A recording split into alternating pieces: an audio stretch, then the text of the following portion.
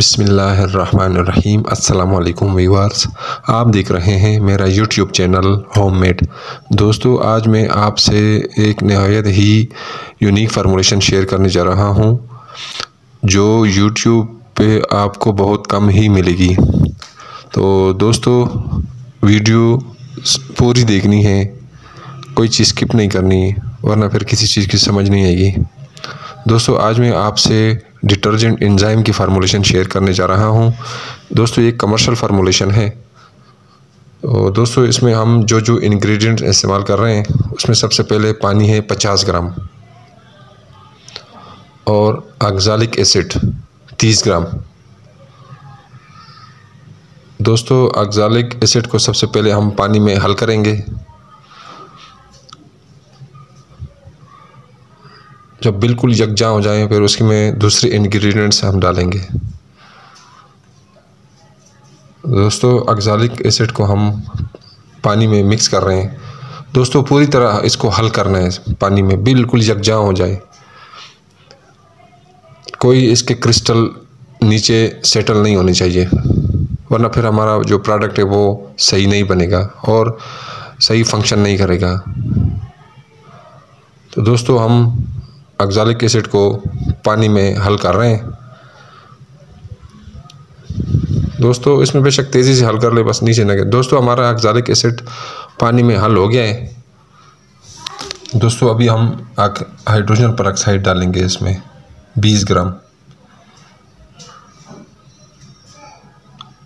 Hydrogen peroxide को हम हल करते हैं पानी में। दोस्तों, ये हाइड्रोजन परऑक्साइड जो है ना, स्टेन रिमूवर है, इस जितने दाग है ये उतार लेता है। दोस्तों, उसके बाद हम एसीटोन डालेंगे।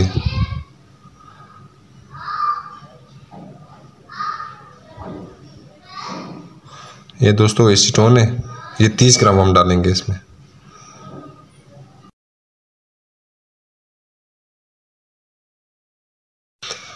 तो दोस्तों, एसीटोन को हम अच्छी तरह पानी में हल करेंगे।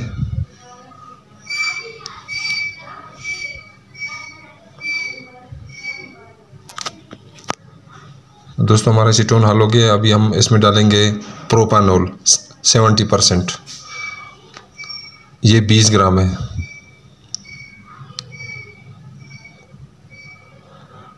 ये देखो, अभी दोस्तों प्रोपानोल हम इसमें हल कर रहे हैं।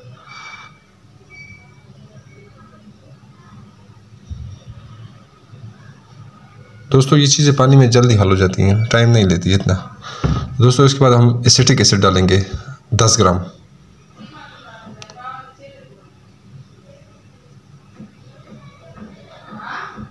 ये देखिए दोस्तों, अभी हम एसिटिक एसिड को पानी में हल कर रहे हैं। दोस्तों, हमारा एसिटिक एसिड पानी में हल हो गया है। अभी हम इसमें प्रिजर्वेटिव डालेंगे, फार्मलिन 1 ग्राम डालेंगे इसमें भी। ये देखिए, फार्मलिन हम डाल रहे हैं 1 ग्राम।